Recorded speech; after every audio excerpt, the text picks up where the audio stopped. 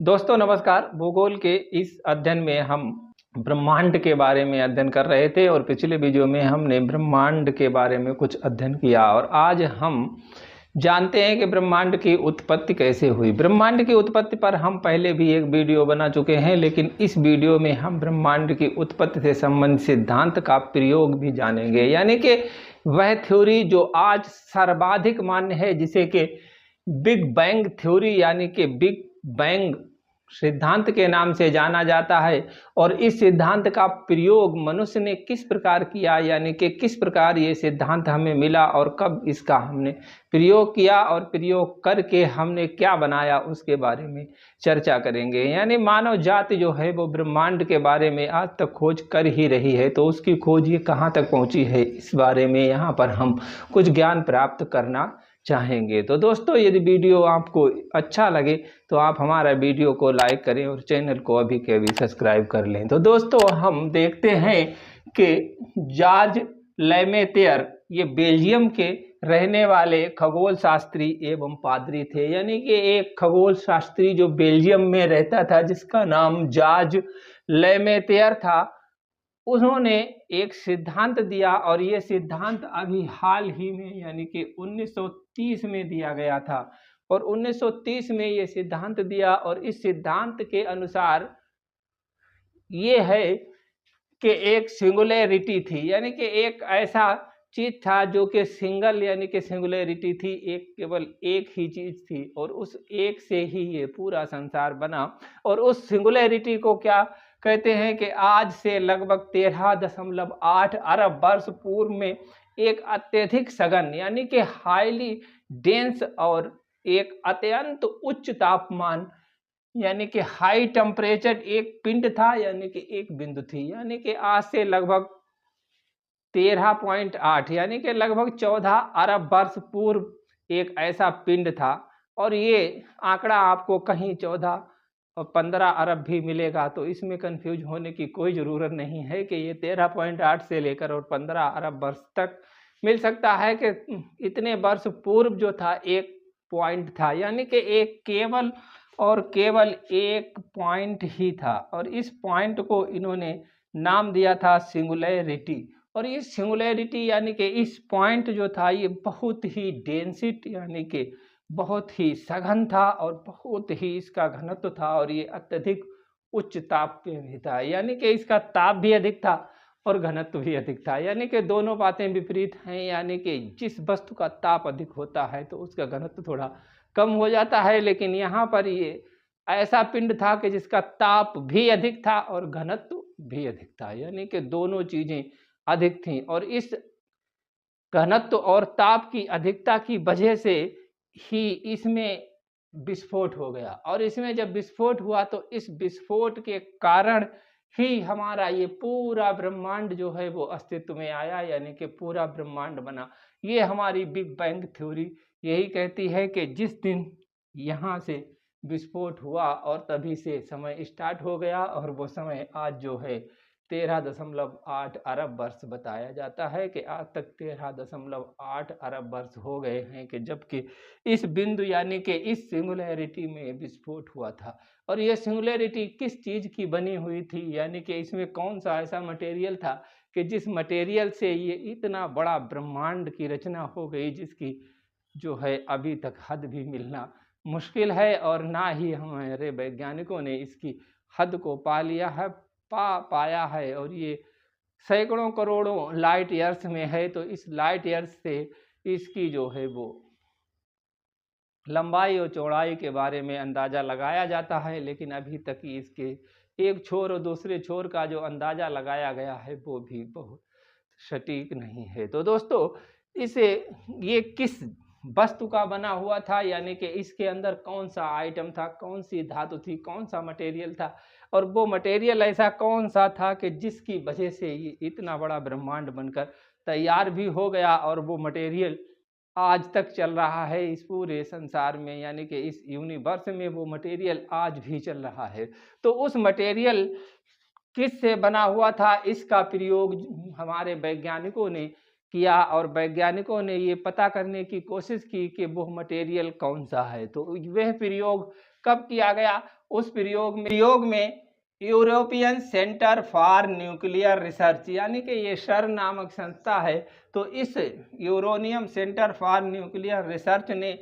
30 मार्च और 2010 को जिनेवा में पृथ्वी की सतह के 100 फीट नीचे, यानी जिनेवा नामक स्थान पर पृथ्वी की सतह के 100 फीट नीचे एवं 27 किलोमीटर लंबी सुरंग में लार्ज हाइड्राइड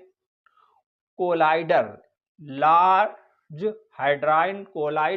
LHC नामक ऐतिहासिक महाप्रयोग सफलतापूर्वक किया। यानी कि ये प्रयोग किया था और इस प्रयोग के समय पूरे विश्व में इसकी चर्चा हो रही थी।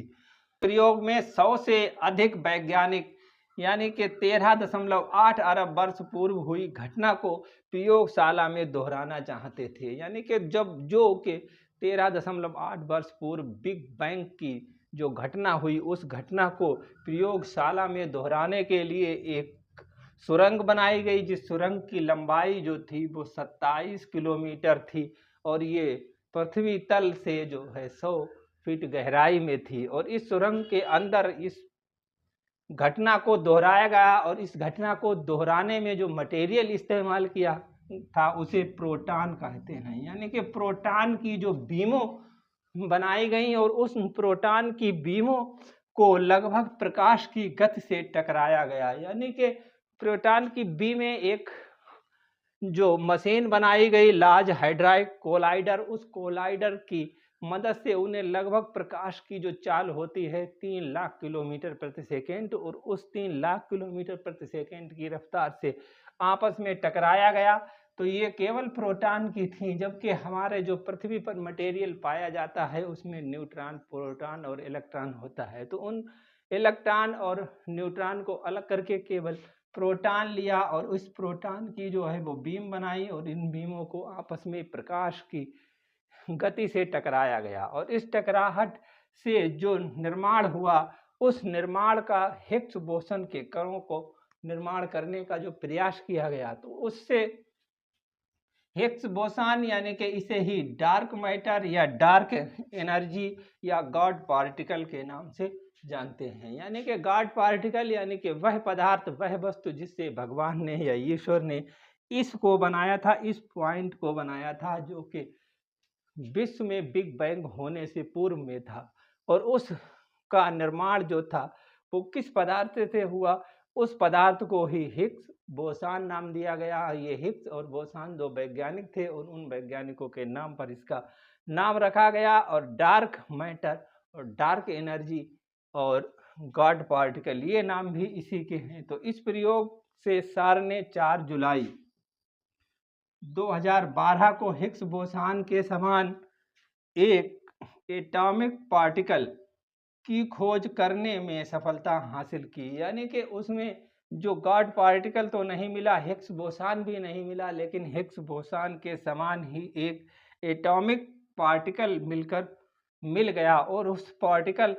का आज भी जो है वैज्ञानिक लोग अध्ययन कर रहे हैं, जिसे ब्रह्मांड के बारे में महत्वपूर्ण उपलब्धि माना जाता है। कि ये महत्वपूर्ण उपलब्धि माना जाता है कि इस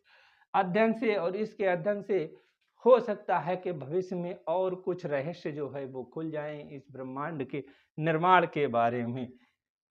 और 14 फरवरी 2013 को LHC यानी कि लार्ज हाइड्रॉन कोलाइडर को बंद कर दिया गया था, परंतु 5 जून 2015 में इसे पुनः स्टार्ट कर दिया गया। तो इस तरह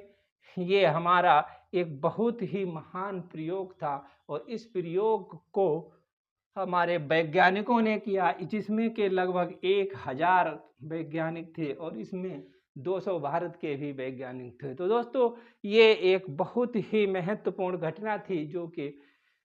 2010 में घटी थी और इस मार्च के महीने में जब ये घटना घटी थी 30 मार्च के महीने में, तो उस समय पूरे संसार में इसका बहुत ही चर्चा हुई। यानी कि अमेरिका के वैज्ञानिक ये कहते थे कि इस घटना के फलस्वरूप पृथ्वी में बहुत ही बड़ा भूकंप या पृथ्वी में जो जिस स्थान पर यह घटना होगी उस स्थान पर महाविस्फोट होने की आशंका है, लेकिन ऐसा कुछ नहीं हुआ। जिससे पृथ्वी को कोई नुकसान होता, लेकिन जो हमारे वैज्ञानिक थे उन्होंने वो हिग्स बोसान उसकी भी खोज नहीं कर पाई। तो दोस्तों हमारे वैज्ञानिक आज भी इस बात में लगे हुए हैं कि ये पता करने में लगे हुए हैं कि वो कौन सा मटेरियल था जिससे हमारा ये पूरा संसार बनकर तैयार हो गया और इसमें ये वजन यानी कि भार और जो इसका मास होता है ये सारा कुछ आ गया और किस तरह से ये सारे पेड़ पौधे और ये बनकर तैयार हो गए। तो इसका अध्ययन होता ही रहेगा और पता नहीं ये कब रहस्य का उद्घाटन होगा, ये नहीं होगा उससे पहले ही ये हमारा संसार जो है इसका टाइम पूरा हो जाए। और टाइम पूरा होने के साथ ही साथ जिस तरह से ये घटना हुई थी और ये वापस हो सकता है कि वही चक्र अपनाएं और ये सारा मटेरियल फिर से इकट्ठा होकर और ये एक पॉइंट बन जाए, ऐसा भी हो सकता है। तो दोस्तों इस बारे में आपका क्या विचार है? क्या ये जानकारी आप पहले भी जानते थे? हाँ, यदि आपको ये जानकारी अच्छी लगी हो तो हमारे वीडियो को लाइक करें और चैनल को सब्सक्राइब करें और कमेंट बॉक्स में बताएं कि आपको वीडियो ऐसी अच्छी लगती हैं तो हम और भी वीडियो आपके लिए ज्योग्राफी से संबंधित लाएंगे। तो दोस्तों मिलते हैं अगले वीडियो में शीघ्र ही, तब तक के लिए जय हिंद, गुड बाय।